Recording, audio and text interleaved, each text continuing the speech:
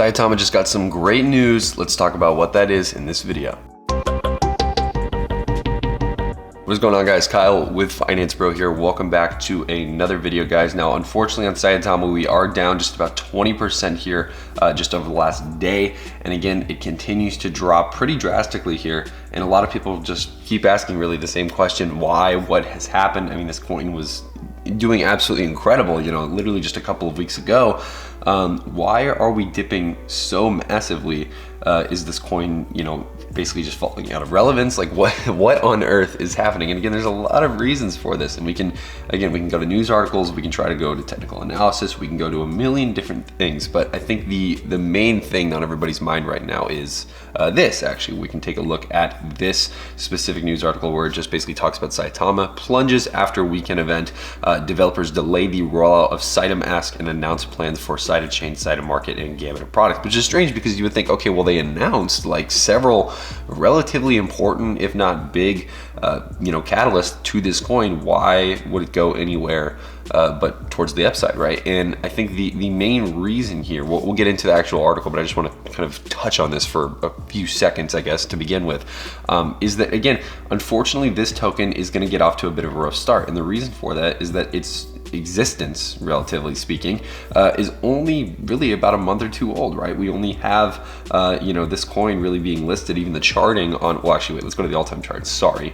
Again, this coin really only existed, sorry, not a few months, more than that, but only back in like May of 2021. And even since then, it's been pretty much irrelevant, right? Volume is pretty much dead until really around like September, we start to get a little bit of a climb, and then it's kind of just a slow and steady kind of burn increase until we hit, I believe it is the late October kind of stage of things, and that's when we hit that crazy amount of upside. But again, you have to be careful with this kind of stuff, because that gain, the gain that we experienced up there, was significant, right? It's like thousands of percents towards the upside. And of course, anything that runs that quickly towards that high of an upside is going to probably have a little bit of a pullback or a little bit of correction. Now, let's hop into the article though. There was a event in Las Vegas. You might have seen some other channels who were actually there live covering it, which is pretty cool to see. But either way, let's talk about it. So the cryptocurrency, which launched in May on the Ethereum network, saw its price begin to plunge during a highly anticipated Saitamask event on Saturday in Las Vegas. Now, during the event,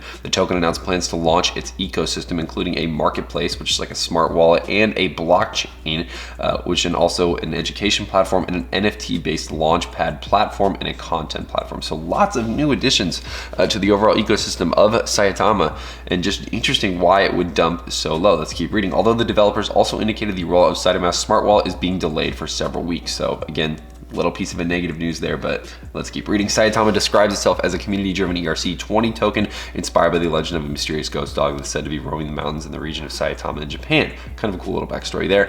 Starting in 2022, it aims to begin Saita payments and Saita Safe, a hardware wallet, and a Saita education kind of platform as well. So the plans play a significant role in the NFT market as well. During Q3 and Q4 of 2022, it said they would launch its NFT projects by releasing Saitamarket, Saitamarker, and along with its Saita Social. So again, I think maybe the issue here, from what I am reading, this is just my own personal take on this, is that they are trying to diversify too much, right? So again, when you're a new coin and you're just probably getting relevance, you're just kind of getting off the ground, there's lots of new holders that are joining every single day, but lots of people are buying the token, and it's running to all-time highs. Again, the euphoria is going to be at all-time highs as well, and we're going to see, obviously, the development team probably want to expand on that, right? They're going to want to hit all the necessary markers and try to make something, I guess, meaningful, right, for the community, for people who are invested in the coin, and people who want to be involved in the coin. Now, that being said, again, it becomes an issue when those expansions in that kind of development process become too overwhelming, right? When there's just too much that they want to push out. And I get it, right? Having these big kind of plans and aspirations for the kind of environment or the ecosystem of this coin is a big deal, right? It's a cool thing to push forward and try to kind of have these big ideas for your coin that you want to pursue and make possible. But at the end of the day, this coin seems to be all over the place as far as actual expansion of projects go. Now that being said, I'm not hating on this coin. I'm not saying I don't like it or anything like that. I actually really like Saitama and I like what they're doing. I just think that right now they need to maybe slow down a little bit and focus on one expansion of a project at a time. Again, giving people a lot of news is a good thing, right? You're giving a lot of hype and you're giving holders a chance to kind of speculate and say, oh, I wonder what's gonna happen next. I wonder if this is gonna happen or that's gonna happen. It's cool, right? Because that gives obviously the community something to rally behind. It gives them something to be excited about. But again, the dump that we're experiencing, I think just kind of shows that, again, there's still delays in the process of what we know is maybe eventually going to happen, right? We know that we wanted more exchange listings, right? That was a big complaint that we saw in the comments of all just the different live videos and events and all their social media and everything in between.